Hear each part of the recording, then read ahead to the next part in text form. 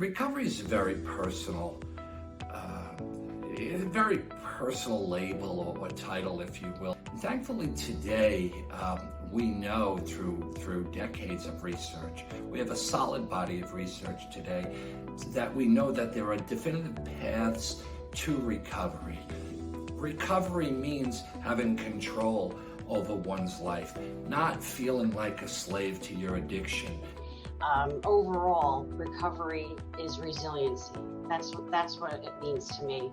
According to the CDC, the Centers for Disease Control, in the last year, 107,000 people died of an overdose. We're dealing with a fentanyl crisis now. It's not just heroin any longer. This ongoing, ravaging epidemic is really a public health issue, that we have to look at it in a lens of public health. And we really feel strongly here at Ascend that until we do that, and until the federal government and state and local governments begin to truly address this as the public health issue and crisis it is, that we'll never really make significant strides at promoting recovery, helping people find a solid path to recovery, and also stemming the tide of death and destruction. So one of the biggest misconceptions with recovery is that there is a character trait or flaw that is causing someone to continue to use or not want to get help. And what we have been finding over the years is that many clients who have struggled with addiction have a deep-rooted trauma history that they have not yet addressed.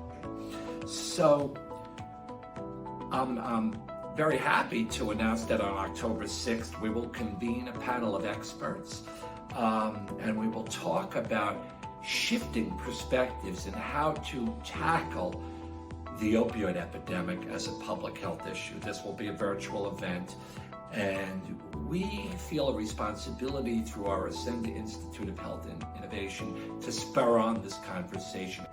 Just ask for help. Be willing to ask for help and acknowledge that you're struggling. I was honored enough to attend the Overdose Awareness Day in Morris County, New Jersey, and there were some speakers who were in recovery, and one of the strongest messages was that they felt like they couldn't speak up and ask for help, and that's so important to just put yourself out there and ask somebody to help you get sober or clean.